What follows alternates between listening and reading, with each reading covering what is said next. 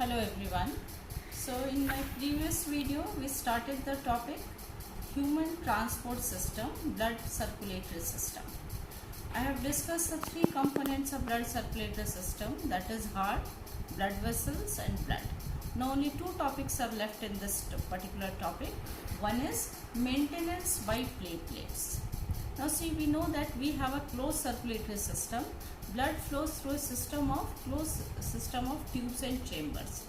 But what would happen if this system of tubes develop a leak? You might have observed that if we get a cut, we start bleeding, but after some times it stops. Okay, so here are two important things to understand, that what happens if the system of tubes develop a leak. See, the first thing that may happen is loss of blood, and second, due to loss of blood there will be reduction of blood pressure also, which will affect the pumping system.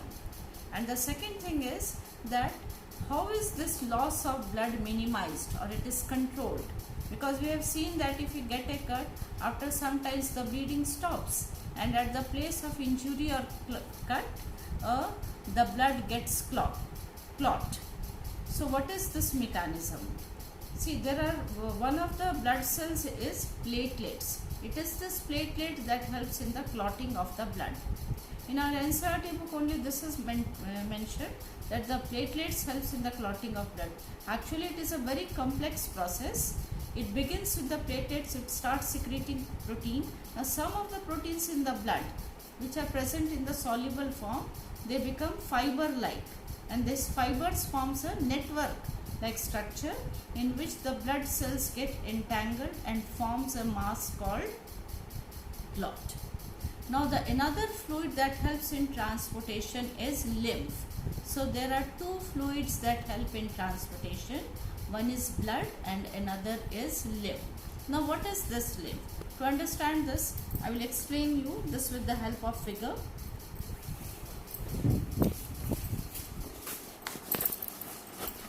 Close, no, this.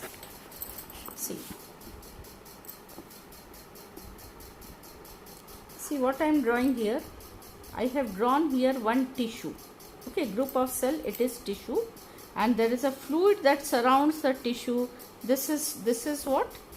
This is tissue, and the fluid that surrounds the tissue, it is called tissue fluid.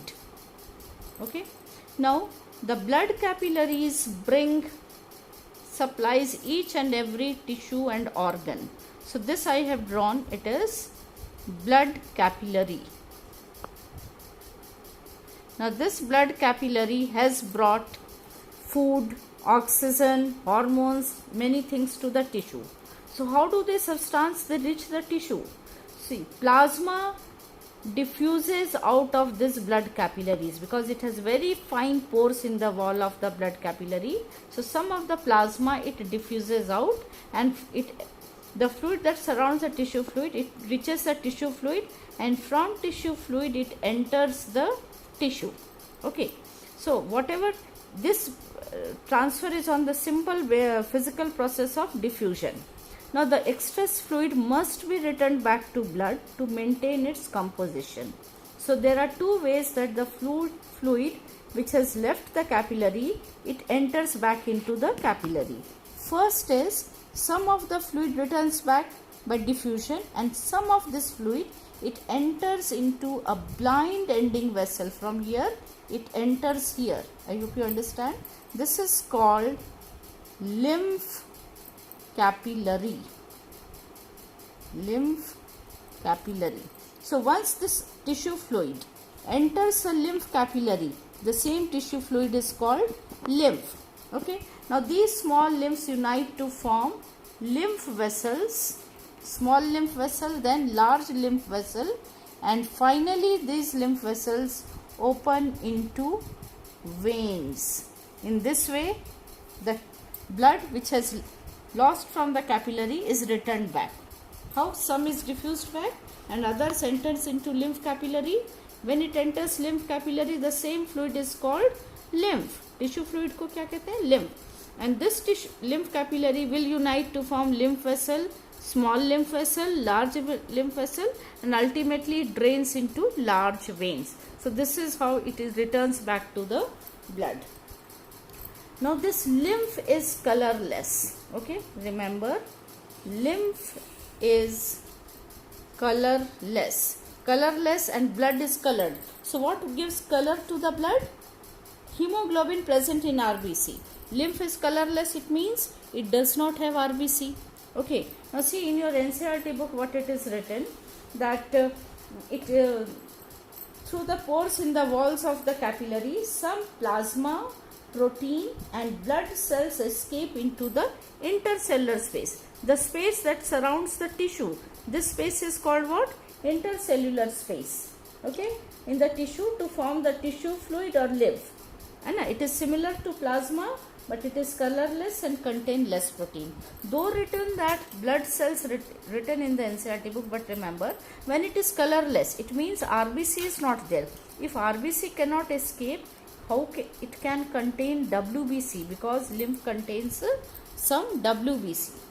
Actually, in the lymphatic system, there are certain points where some of the WBC mature. So from where there they enter into the lymph. I hope you have understood that how is lymph formed and what is lymph. Okay. So one question. So the questions that may come from this lymph is, first question, what is lymph? So this you can write through the pores present in the capillary, some of the plasma along with proteins, though written book blood cells, but actually blood cells, remember, do not escape. They enter into the tissue fluid. This is called what? Lymph. And how is, another question may come, how is tissue fluid or lymph returned back to the blood? As just now I said, lymph will drain into lymph capillary will open into lymph vessel, and ultimately it will open into large veins. Now the third question that comes from this topic is, write functions of lymph. See, two functions are mentioned in the book. The first is, it carries digested and absorbed fat from intestine. Okay, it carries digested and absorbed fat from intestine. Just try to recall the chapter, nutrition chapter. What were the end products of digestion? Glucose, amino acids and fatty acid plus glycerol. See, glucose and amino acids are small molecules. They are absorbed by the blood capillary. But fatty acid and glycerol are large molecules, bigger molecules. They cannot enter lymph capillary. So in the villi there is a lymph they cannot enter into the veins. So they enter into the lymph vessel present in the villi. So thus it helps to transport the absorbed fat from intestine. And second function is, it drains excess fluid from extracellular space back into the blood. This is what just now explained, that excess of fluid, some of the excess fluid returns back, it diffuses back into the capillary, and rest enters into the lymph capillary, and ultimately they open into the veins. Now one question may come, name two fluids that help in the transportation. What are they? First is blood, second is lymph. So with this topic we have finished the transportation in human beings. I have discussed the questions that may come from this topic, and two questions which are given at the end of this chapter is, first is, what are the components of the blood transport system? Write function of each. So what are the components? One is heart, blood vessels and blood. I have already discussed what are the functions of heart, what is the function of blood vessel and what is the function of blood. Okay. Now another question that comes from here, why is it necessary to separate oxygenated and deoxygenated blood in birds and mammals? Why?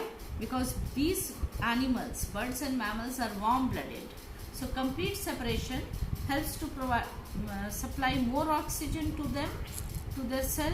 More oxygen produces more energy, and this more energy is needed to maintain their constant body temperature. I hope you have understood. Please, thank you.